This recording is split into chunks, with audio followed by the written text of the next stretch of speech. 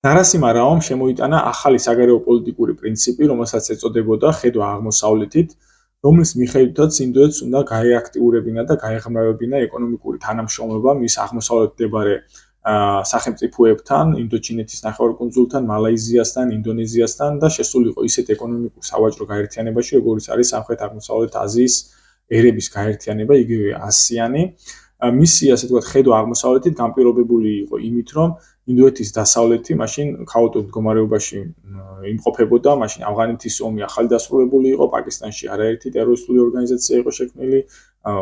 არსებობდნენ მუჯაჰედინები, ზოგადად ინდოეთის დასავლეთით მდებარეობს დიდი ისლამური სივრცე ახლო აღმოსავლეთის სახით და ინდოეთისთვის მიუღებელი, ასე ვთქვათ, იდეოლოგიური ცნებებია, ზოგადად ისლამი, პოლიტიკური ისლამი და ისლამიზმი, გამომდინარე ქაშმირის საკითხიდან, ისლამური უმცირესობიდან, რომელიც არის სეპარატისტული ინდოეთში და ინდუიზმის, ასე ვთქვათ, იდეოლოგია დაპირისპირებულია ისლამიზმთან. შემდგომი საგარეო პოლიტიკური დოქტრინა 1996 წელს შექმნა ინდოეთის ახალმა პრემიერმა ინდერ კუმარ გუჯრალმა, რომლის მთავარი ორიენტირი იყო ინდოეთის სამეზობლო და გულისხმობდა იმას, რომ სამხრეთ აზიაში ინდოეთი იყო ყველაზე მსხვილი სახელმწიფო და მას კეთილგანწყობილი საგარეო პოლიტიკა უნდა ჰქონოდა მის მეზობლებთან. აქ არ იგულისხმებოდა ინდოეთის, ასე ვთქვათ, მოწინააღმდეგე მეზობლები, პაკისტანი და ჩინეთი. ძირითადი ორიენტირი იყო ბუტანზე, ნეპალზე, მალდივებზე,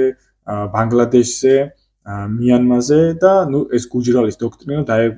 დაეფუძნა 5 ძირითად პრინციპს, როგორც ვახსენებ, ამ ქვეყნებთან უნდა ქონოდა ისეთი ურთიერთობა, რომ სანაცვლოდ არაფერი მოეთხოვა ინდოეთს, რომ ეს ქვეყნები არ უნდა გამოეყენებინა სხვა მესამე სახელმწიფოს ინდოეთის წინააღმდეგ, მათ შორის სამხედრო კუთხითაც, რომ ინდოეთი და არ ჩაერეოდა ამ ქვეყნების შიდა პოლიტიკებში, რომ ინდოეთი პატივს სცემდა ამ ქვეყნების სუვერენულობასა და ტერიტორიულ მთლიანობას და რომ ნებისმიერი დავები ამ ქვეყნებს შორის გადაწყდებოდა მშვიდობიანი